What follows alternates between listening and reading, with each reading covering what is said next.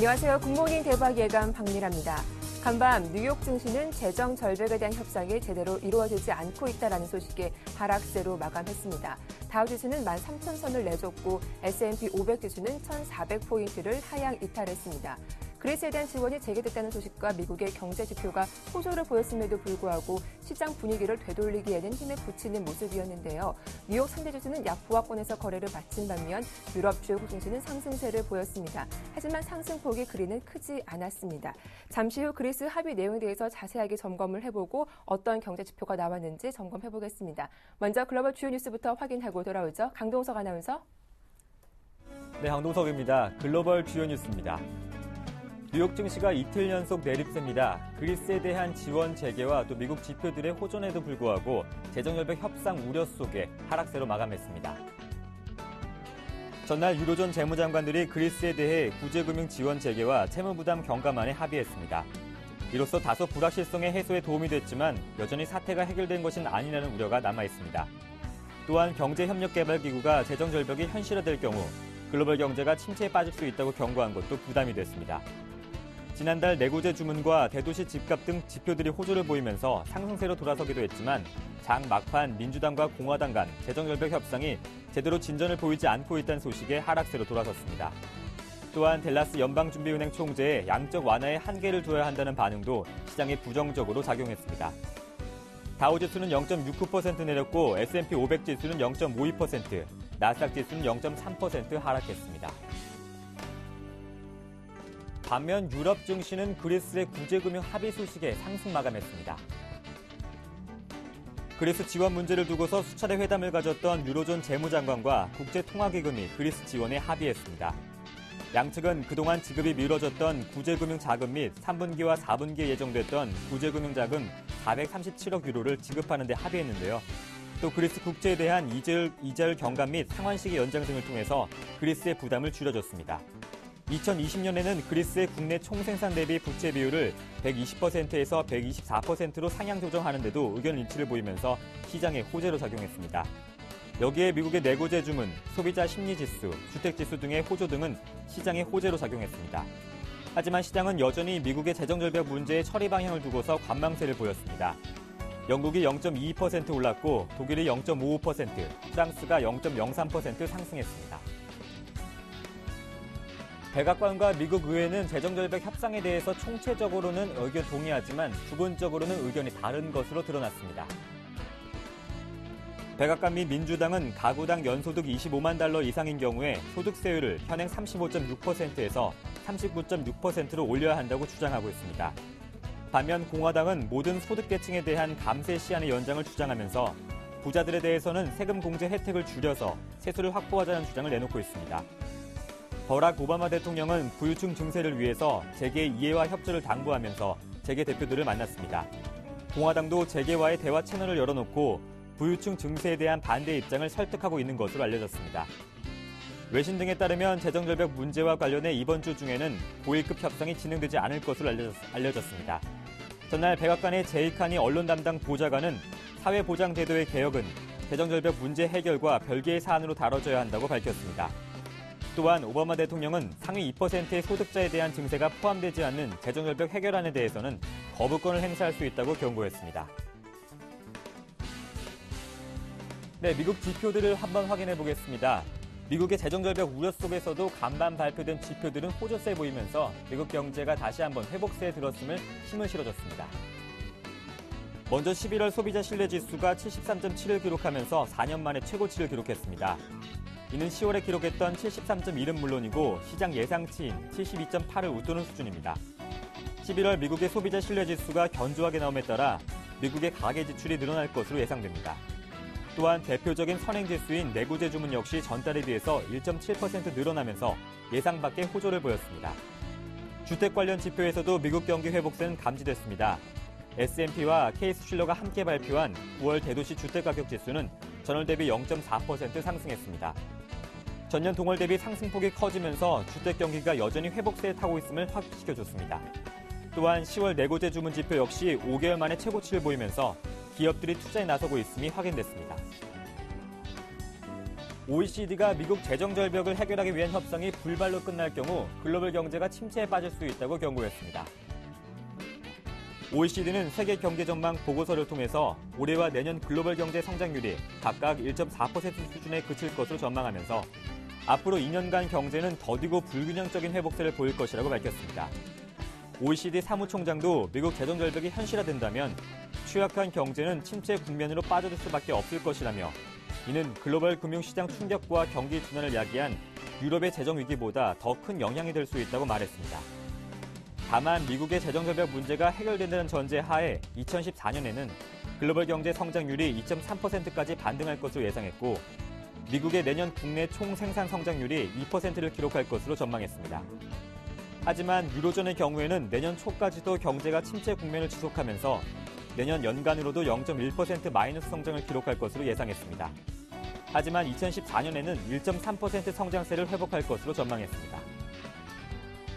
지금까지 글로벌 주요 뉴스였습니다.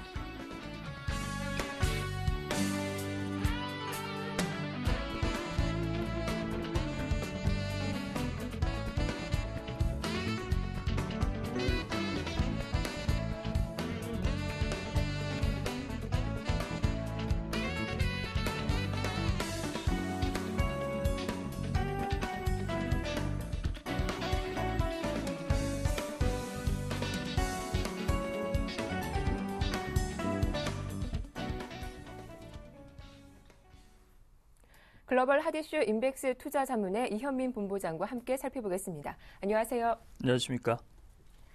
네, 유로존 위기에 진원진 그리스가 해결에 대한 답을 찾았습니다. 그동안 세 차례나 진통을 겪어왔었는데 그리스 구제 금융 지원 합의 내용부터 살펴볼까요? 그렇습니다. 진통 끝이지만 네. 비교적 원만하게 타결이 됐다라고 볼 수가 있겠습니다. 세 차례나 유로존 재무장관 회의를 가지면서 이 타결점을 찾고자 노력을 했는데요. 독일의 의중대로 많은 부분이 이에 실렸다라고 볼 수가 있겠습니다. 다음 달 13일에 그리스의 구제금융을 437억 유로를 일괄 지원키로 타결을 했습니다. 6개월여 끌어온 지지부진한 그리스의 2차 구제금융 내용이지만 이런 부분에서 중지를 모았다라고 볼 수가 있겠고 이렇게 트로이카가 타결에 이르렀지만 이렇게 난항에 이른 것은 그리스의 긴축이행 2년 연장에 따른 세부 안건을 도출하는 부분에서 이견이 컸기 때문이라고 볼 수가 있겠습니다. 대출금리도 1% 이상 낮춰주고 대출 기한도 연장해 주기로 했고요. 이자 지급 시한도 10년간 연장해 주기로 했습니다. 그 다음에 기존에 발행했던 그리스의 국채를 액면가의 35%로 바이백, 환매하기로 했습니다. 이런 부분도 현재 시장에서 가장 주목해야 될 내용이라고 볼 수가 있겠고 또 유럽중앙은행이 그리스의 국채 투자로 번 수익의 대부분인 110억 유로를 그리스에 되돌려주는 방안도 내부적으로 거의 일치가 된 것으로 보입니다. IMF는 2020년까지 그리스의 공공부채 비율을 GDP 대비 120%에서 124%로 양보를 했고요. 그 대신 IMF는 국채 바이백, 환매가 종료될 경우 종료되는 시점부터 자금 지원에 나서겠다는 조건부 합의를 이끌어냈습니다.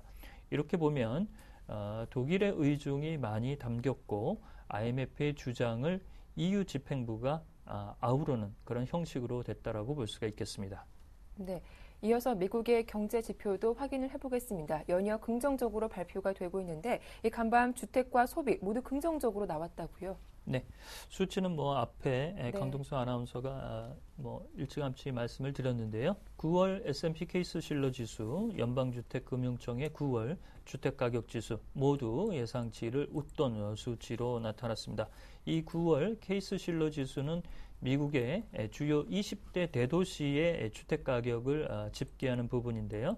9월에는 피닉스시가 주택가격이 20.4%나 폭등하면서 가장 좋은 흐름이 보였고 그동안 가장 부진한 내용으로 애틀란타시의 주택가격이 지지부진했는데요.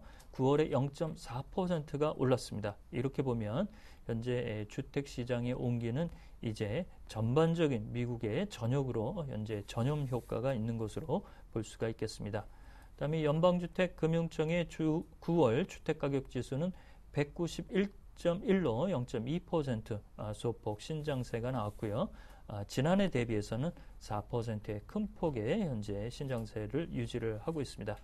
이 연방주택금융청이 발표하는 부분은 페니메와 프레디맥의 보증이 되고 있는 모기지용 대출자의 주택 매매를 산정하는 그런 흐름으로 볼 수가 있겠습니다. 또한 11월 소비자 신뢰지수가 73.7로 태풍 샌디의 영향에도 불구하고 소비자들은 주택시장에 대한 낙관적인 심리, 고용에 대한 기대 심리가 현재 유지되고 있다고 볼 수가 있겠습니다. 전반적으로 현재 주택시장의 내용이 가장 현재 두드러지고 기조적으로도 현재 흔들리지 않고 있다라고 볼 수가 있겠습니다. 네, 이렇게 그리스 문제도 해결이 됐고 간밤 나온 경제 지표도 긍정적인 모습을 보였습니다. 이렇게 재료들을 보면 좋았는데 뉴욕 3대 지수는 모두 하락세로 마감을 했습니다. 표면적으로 재정 절벽에 대한 우려 때문이다라고 하는데 하락 이유가 있습니까? 앵커께서 말씀하신 대로 그 부분이 가장 크다라고 볼 수가 있겠습니다. 지난번에 제가 이 재정절벽을 말씀을 드리면서 미 증시가 재정절벽 이슈에 볼모로 잡혀 있다라고 말씀을 드렸는데요. 이 조그만 내용이라도 재정절벽에 불리한 뉴스나 내용이 코멘트로 나오게 되면 미 증시가 노이로제 현상을 현재 가져가고 있는 것으로 보입니다. 다우와 나스닥, S&P 오늘 모두 하락세를 보였는데요. 오늘 민주당의 해리 리드 상원 대표가 공화당과의 재정절벽 협상에 진척이 없다라고 얘기를 했습니다. 원문 그대로 얘기하면 little progress라는 단어를 붙였는데요. 거의 진척사항이 없다라고 얘기를 하고 있습니다. 민주당 상원 대표는 증세에 공화당이 협조를 해주면 공영의료보험 프로그램인 오바마 케어를 개혁안에 일부 절충안을 낼 수 있다라고 얘기를 하고 있지만 공화당이 이 부분에서 현재 협상에 적극적으로 나서지 못하고 있다라고 얘기를 했습니다.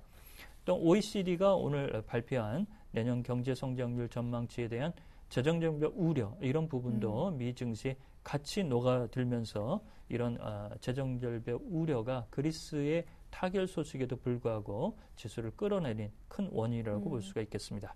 예, 말씀하신 것처럼 경제협력개발기구 OECD가 재정절벽 협상이 불발로 끝날 경우 글로벌 경제가 침체에 빠질 수 있을 것이다 경고를 했습니다. 실제로 협상 가능한 기간도 얼마 남지 않았더라고요.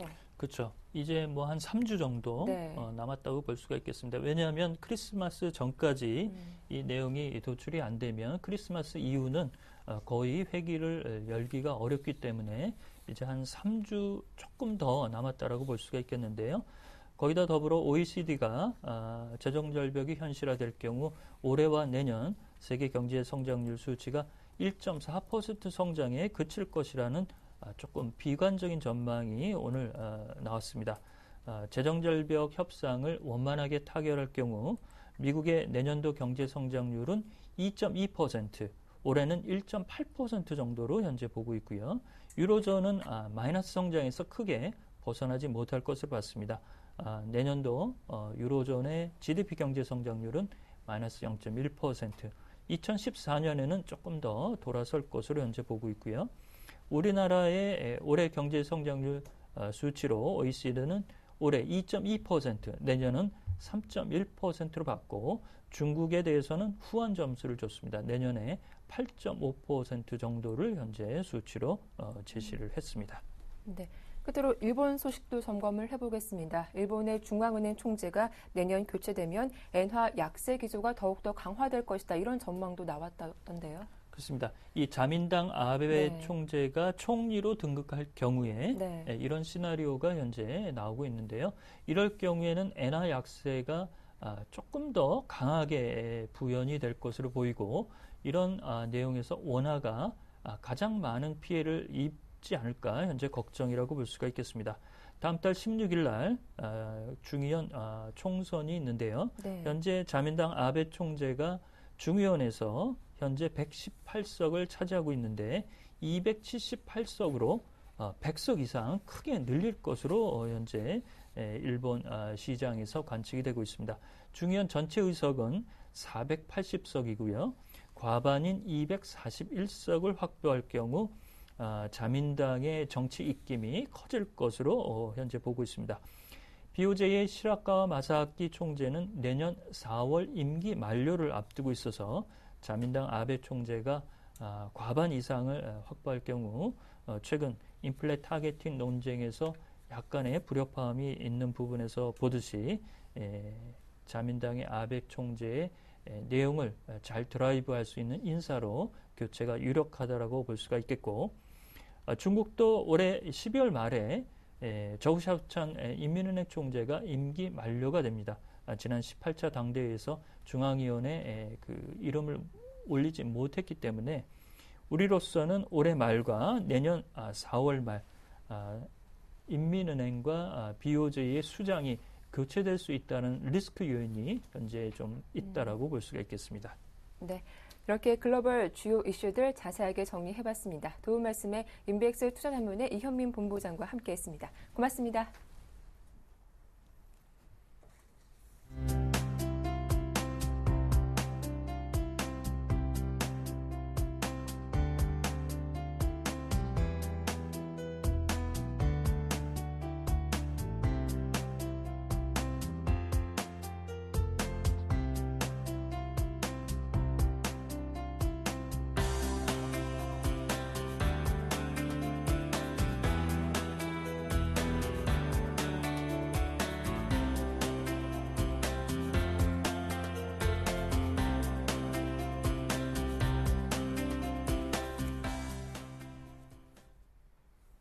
네, 전일장 국내 증시 마감 상황과 주요 이슈들 점검해보겠습니다. 오늘 순서는 메리츠 종금증권 강서지점의 박재현 대리와 함께합니다. 안녕하세요. 안녕하십니까. 예, 어제 우리 증시 코스피는 1920선을 회복했습니다. 아무래도 개장 전에 발표된 그리스 지원 소식이 호재로 작용하지 않았나 싶기도 한데요. 코스피 마감 상황부터 살펴볼게요. 예, 그렇습니다. 국내 증시 유로존 재무장관 회의에서 그리스 구제금융 지원이 합의되면서 대외 불확실성이 완화되고 또 위험 자산에 대한 선호가 강해지면서 16.69포인트 오른 1925.20포인트로 상승 마감했습니다. 특히 기관이 3,800억 원 이상을 순매수하면서 반등 장세를 주도하는 모습인데요. 낙폭 과대주를 중심으로 한 코스피 강세가 나타났습니다. IT 업종만으로의 쏠림 현상이 완화되면서 낙폭 과대주로 매수 대상이 확대되었다는 점은 참 긍정적으로 받아들일 수 있는데요. 낙폭 과대주들의 경우 대부분 향후 실적 개선이 불투명하다는 점에서 추세적인 상승 보기 어렵다고 판단되고요. 기술적 반등적인 측면에서 배틀을 짧게 잡고 접근하는 전략 필요해 보입니다. 네, 이어서 매매 동향도 정리를 해보도록 하겠습니다. 어제 외국인과 기관들 어떤 종목 가장 많이 사고 팔았나요? 네, 매매 동향 살펴보겠습니다. 외국인 먼저 LG 디스플레이, LG전자, 네. 삼성전기, 호남석유, LG 생활건강 순으로 순매수하는 모습 보여주는데요. 외국인들 IT주 위주로 역시 매수하는 모습 보여주고 있습니다. 네. LG 디스플레이, LG전자 매수하는 모습 보여주고 있고요.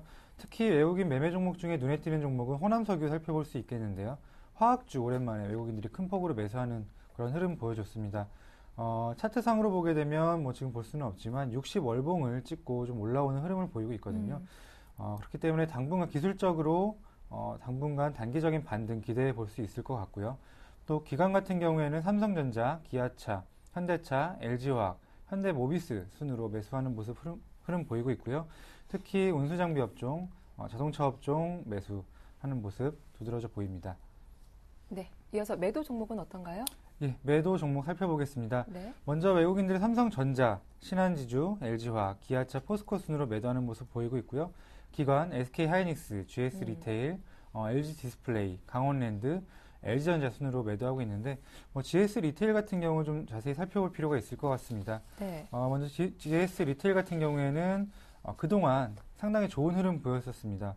백화점이나 대형마트 이런 유통주 중에서 백화점이나 대형마트와 달리 정부 규제를 좀 피해왔던 점이 있는데요.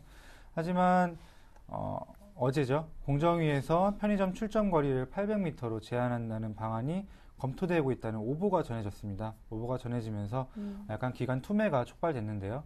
공정위는 해명 자료를 통해서 영업지역 보호와 관련해서 800m 내외로 제한하는 방안에 대해서는 검토한 바가 없다는 그런 해명 보도를 냈는데요. 네. 하지만 신규 출전 거리를 800m로 제한하는 것은 사실이 아니라고 하지만 급락세를 면치 못했습니다. 왜냐하면은 공정위가 편의점 모범 거래 기준을 준비 중인 것은 맞는 사실이기 때문에 이 부분은 약간 좀 조심을 해야 될 것 같고요.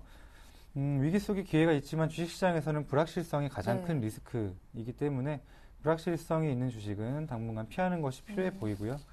또 한 가지 종목 더 살펴볼 것은 강원랜드가 있는데요. 강원랜드 같은 경우에는 지난 주말이죠. 증설이 확정되면서 좀 외국인들이 큰 폭으로 매수를 하면서 네.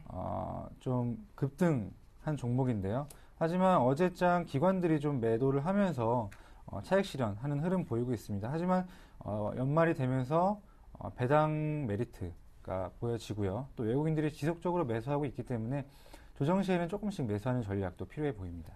네, 저는 좀 IT주에 대한 외국인의 매매 패턴 다시 한번 점검을 해보고 싶습니다. 이 삼성전자는 대규모로 매도한 반면 좀 이등주라고 볼 수 있는 LG 디스플레이와 LG전자는 매수 상위 종목에 올려놓기도 했는데요. 이런 매매 패턴 어떻게 좀 보시는지요? 사실 이 하루하루의 네. 매매 패턴에 관련해서는 크게 신경 쓸 필요는 없습니다. 왜냐하면 외국인들 같은 경우는 지속적으로 삼성전자를 매수해왔거든요. 네. 하지만 삼성전자가 지금 조금 강한 흐름을 보이고 있기 때문에 LG전자와 같은 2등 주식들에 대해서도 네. 조금씩 매수해가는 것 같습니다.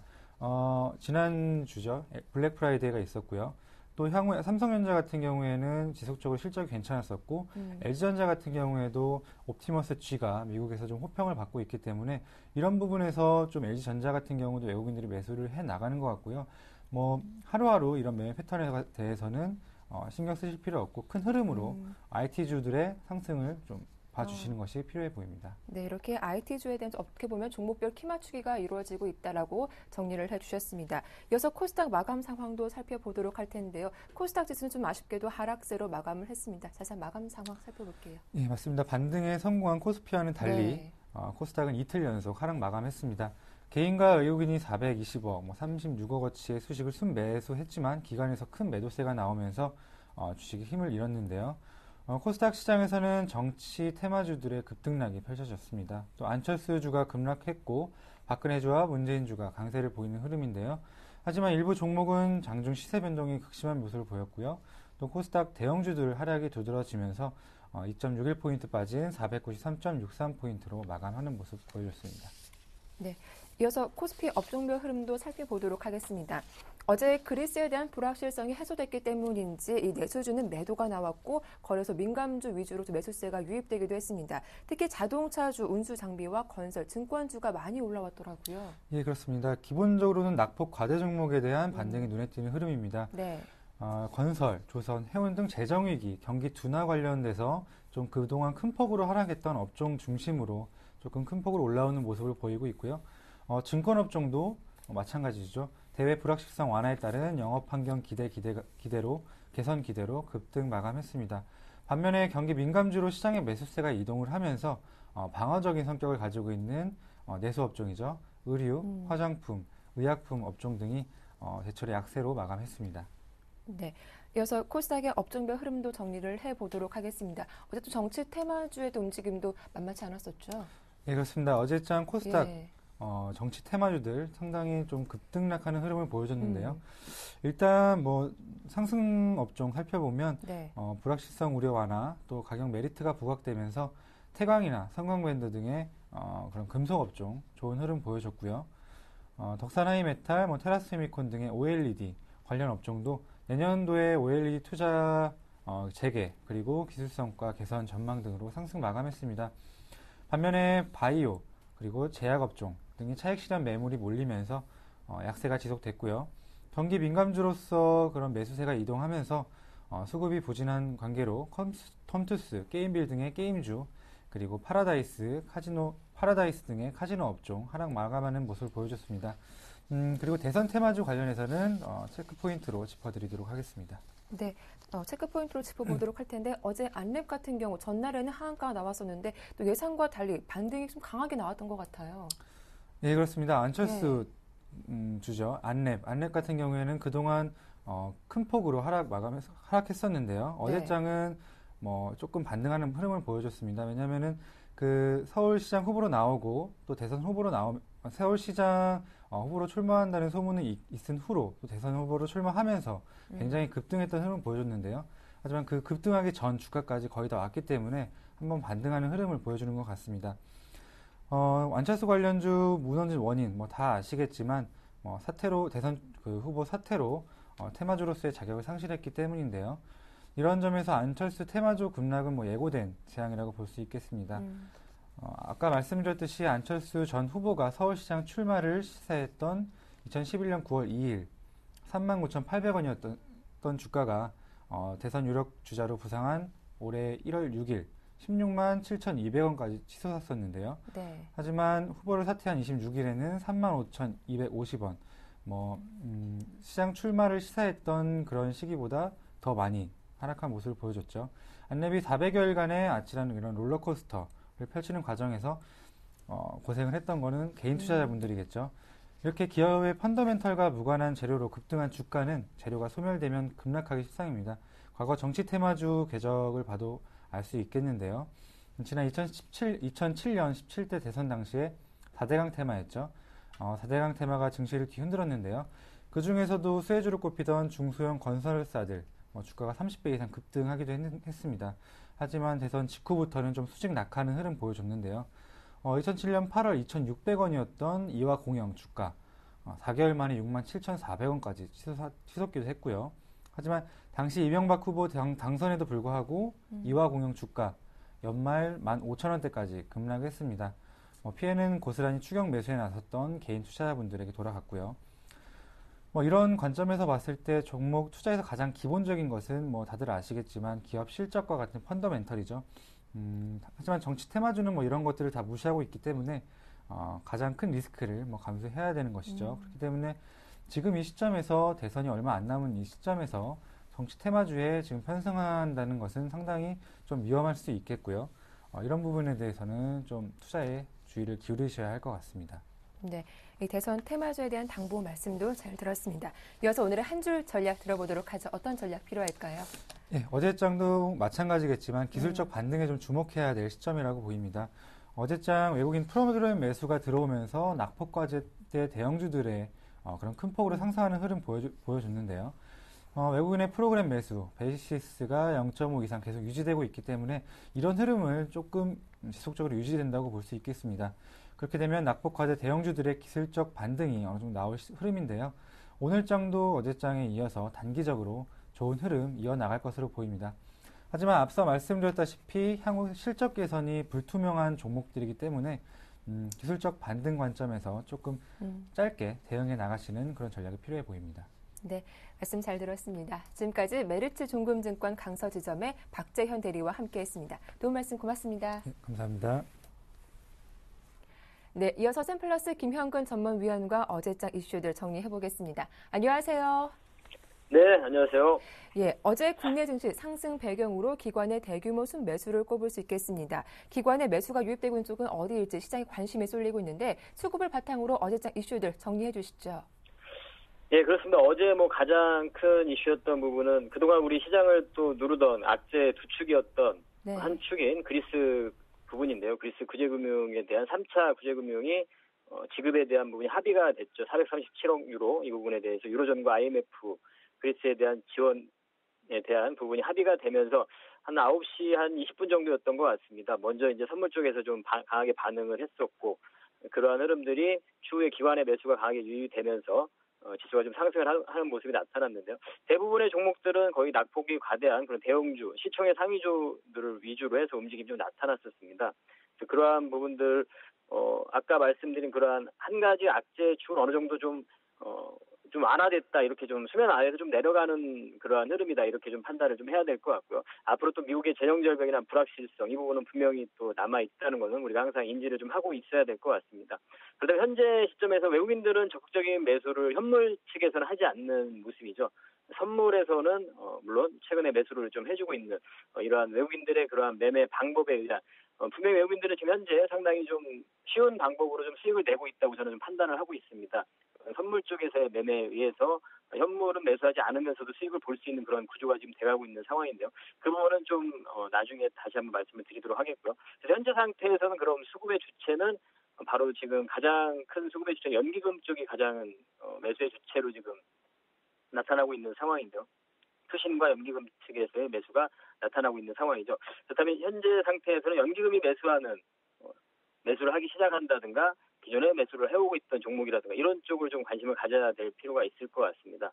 관련해서 어제 전일장 강하게 상승을 했던 강한 반등을 보여줬던 바닥권에서 상승을 보여줬던 현대제철이라는 종목을 한번 점검을 좀 해보도록 하겠습니다.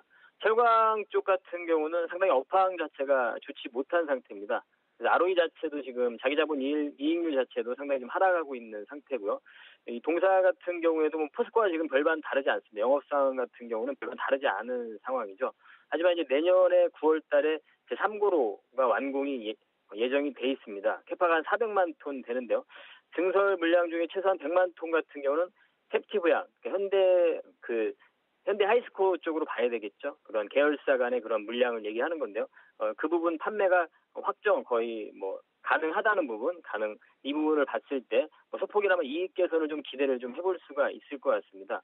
이러한 안정적인 수요처를 좀 확보하고 있다는 점에서 포스코보다는 상대적으로 좀 우위에 있다고 저는 개인적으로 좀 판단을 하고 있는 상태고요. 그리고 한 가지 더 이제 원료 가격 하락에 대한 가능성 부분을 생각을 하고 있는데요. 그래서 지금 현재 현대제철 같은 경우는 철강성 스팟 비중을 한 70%까지 높여놨습니다. 포스코보다 한 2배가량 좀 높은 상태입니다. 그래서 원료 가격이 좀 하락 시에 상대적으로 저가 원료가 빠르게 좀 반영되는 이러한 부분 구조를 좀 가지고 있는 상태이기 때문에 그 부분에 있어서도 철강 쪽에 접근을 할 때 포스코보다는 오히려 좀 현대제철 쪽이 더 낫다고 판단을 하고 있는 거죠. 내년 같은 실적적인 부분은 그다지 좀 기대를 사실 하지 않습니다. 내년에 ROE도 6%대로 좀 하락이 예상이 되기 때문에 그런 ROE 자기 자본 이익률 관점에서 봤을 때는 지금 현재 가격이 많이 하락했지만 밸류 매력이 높다고 평가하기는 사실은 좀 어려운 상태입니다. 하지만 이제 아까 말씀드린 그러한 근본적인 면을 찾자면 그러한 부분이고, 그리고 이제 올해 지금 12월 달부터 해서 내년 상반기 1, 2, 3월까지 해서 2월 달까지 해서 중국의 어떤 계절성에 따른 중국 시황 계절성에 따른 아웃퍼폼 확률이 좀 높은 그 부분을 좀 기대를 사실은 좀 하고 있는 거고요. 그래서 어제 그러한 부분이 좀 시작이 좀 되지 않았나 이렇게 좀 판단을 하고 있습니다. 내년 또 추정 PER을 봤을 때 한 7.6배 정도가 나타나고요. PBR 같은 경우가 0.6배로 저평가 상태임은 분명합니다. 하지만 아까 말씀드린 그런 ROE 관점에서 봤을 때는 밸류 매력이 그다지 높지는 않은 상황이죠. 하지만 아까 좀 전에 말씀드린 중국에 대한 부분을 봤을 때 주가가 한 단계 좀 레벨업을 시도할 수 있는 가능성이 좀 있다고 보고 있습니다. 수급적인 부분을 확인해봐도 연기금의 매수가 전일 아주 강하게 좀 유입이 된 부분을 확인을 좀 할 수 있습니다. 차트를 좀 보시면서 점검을 좀 해볼 텐데요. 일단 전일 이러한 거래량이 아주 강하게 유입이 된 부분이 상당히 좀 눈에 띄고요.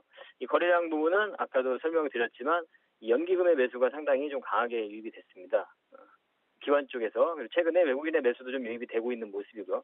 그래서 주가에 어느 정도는 좀 바닥권이라고 좀 판단을 좀 해도 될 것 같습니다. 업황은 상당히 좋지 못한 상황이지만 이런 수급적인 부분이라든가 단기적인 중국에 대한 모멘텀 이러한 부분으로 충분히 현재 좀 트레이딩이 가능할 수 있는 구간이라고 생각을 합니다. 매수가를 제시를 해드리면 전일 종가였던 84,400원을 제시를 해드리고요. 목표가는 9만 원, 그리고 손절가는 7만 5천 원을 제시해드리도록 하겠습니다.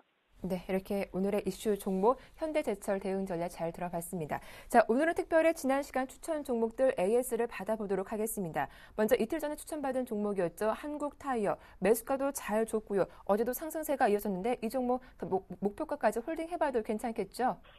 예, 그렇습니다. 이제 한국타이어 이틀 전에 관심으로 체크를 좀 했던 종목인데요. 최근에 자동차 쪽에 대한 그러한 쪽과 연관을 지어서 좀 생각을 해봐야 될 것 같습니다. 그러니까 시장에서 여러분들이 가장 좀 주가에 직접적인 영향을 주는 부분은 우리가 업황이라든가 실적이라든가 당연히 중요하지만 수급적인 부분이 가장 중요하다고, 현재 상태에서 주가를 결정하는 수급이 결정하게 된다고 저는 판단을 합니다. 그래서 최근에 자동차주들의 제가 기아차를 가지고 점검을 해드릴 때도 외국인들은 이미 계속 자동차를 계속 사왔던 상황이고요. 최근에 이제 기관의 매수가 또 달라붙고 있는 상황이죠. 그러한 흐름으로 봤을 때 연비 문제나 이런 부분도 있었지만 자동차 쪽에 대해 관심을 가질 그러한 시기라고 좀 판단을 했고요. 관련 연관지어서 이런 타이어 쪽에 대해서도 같이 섹터에 대한 그러한 흐름들이 나타나기 때문에 충분히 좀 관심을 가질 수 있는 그러한 시기라고 판단을 하고 있습니다. 현재 상태에서도 마찬가지 그러한 흐름이 좀 나타나고 있고, 동사 같은 경우도 수급을 좀 체크를 해보면 마찬가지입니다. 이 기금에 제가 아까 말씀드린 수급에 대한 부분은 지금 현재 상태에서 연기금이 매수하고 있는 쪽에 계속 관심을 가질 필요가 있다고 말씀드리는데요. 연기금이 계속 꾸준하게 지금 매수를 좀 보여주고 있는 종목입니다. 현재 상태에서도 관심을 좀 가질 필요가 있다고 생각을 하고요. 목표가 제시는 제가 5만 원 정도 제시를 해드렸었는데요. 예, 마찬가지 지금 이제 상승을 시도하는 그런 초기 구간이기 때문에 그대로 목표가까지 유지를 하면서 보유를 하셔도 좋을 것 같습니다. 다만 이제 그 시장의 흐름과 연동을 지어서 생각을 해야 되기 때문에 단기적인 관점에서 접근하는 투자자분들이라면 21선이 이탈되는 이러한 구간에서는 다시 한번 좀 빠져나올 필요는 있다고 생각을 합니다. 그런 흐름이 나타난다면 시장이 아마 하락하는 그런 구간에 또 1900선이 이탈되고 다시 하락하는 그런 구간이 나타나게 될 거기 때문에 그때는 다시 한번 한 발 물러서는 그러한 전략적인 부분을 좀 제시를 해드리고 싶습니다. 한국타이어 연기금의 매수세가 꾸준히 유입되고 있기 때문에 목표가 5만 원까지는 홀딩해보자라는 말씀 잘 들었습니다. 한 종목 더 AS를 부탁드리겠습니다. 지난 11월 9일 추천받은 종목이었죠. 뷰웍스. 이 종목도 매수가 잘 줬고요. 목표가 2만 2천 원까지 얼마 남지 않은 상태입니다. 수익률이 상당히 좋은데요. 네, 그렇습니다. 이 동사 같은 경우는 바로 이제 성장성에 대한 부분인데요. 제가 종목을 접근하는 가장 기본적인 부분은 바로 성장성 부분과 실적과 수급 이 부분을 가장 중요하게 생각을 합니다. 이 세 가지를 가장 중요하게 생각을 하는데요. 그 부분에 모두 다 맞아떨어지는 그러한 종목이라고 생각을 하고요. 그 부분을 주가가 지금 현재 신고가를 형성을 하면서 코스닥 같은 경우 최근에 지금 다시 약간 하락 구간에 좀 조정을 받고 있는 그런 모습을 보여주고 있지만 동사 같은 경우에는 지금 신고가를 형성해주는 그러한 모습이기 때문에 아주 강한 종목이라고 좀 판단을 해야 될 것 같고요. 내용적인 부분은 일전에도 설명을 드렸지만 바로 엑스레이 촬영 장비를 생산하는 그러한 기업이죠. 실적적인 부분이 상당히 기대가 되고요. 3분기 같은 경우 영업이익이 전년 동기 대비해서 150%도 증가를 하고 있는 모습입니다. 실적이 기반이 되고 있고 그런 의료 영상 장비 쪽에서의 성장성 부분 앞으로 그 부분도 더욱 더 기대가 되고 있고요. 5월 달에 미국 FDA 승인까지도 받은 상태입니다. 그래서 해외에서도 성장도 기대가 되고 있고 4분기 때는 중국에서의 또 인증 통과 이후에 중국 시장 진출에 대한 본격화가 또 기대가 되고 있기 때문에 성장성과 실적 그리고 한 가지 더 수급적인 부분을 또 확인을 해보면 이러한 기관의 매수 최근에 이런 연기금의 또 매수도 유입이 되고 있는 부분 그래서 실적과 성장성 수급이 다 바탕이 되는 그러한 기업이고요. 현재 산업적인 부분을 봤을 때도 우리 현재 사회 자체가 고령화 사회, 노령화 사회로 진행이 되고 있기 때문에 헬스케어 관련한 쪽은 지속적인 좀 관심이 필요한 섹터입니다. 그래서 현재 상태에서도 주가가 지금 신고가를 형성을 하지만 목표가 제시해드린 목표가에는 거의 도달을 근접한 상태지만 현재 가격권에서도 충분히 접근을 할 수 있는 그러한 종목이라고 다시 한번 점검을 좀 해드리도록 하겠습니다. 네, 뷰웍스 이미도 수익 난 종목이긴 하지만 현재가도 접근 가능하겠다라는 말씀 잘 들었습니다. 고맙습니다. 네, 감사합니다. 지금까지 샘플러스 김현근 전문위원과 함께했습니다.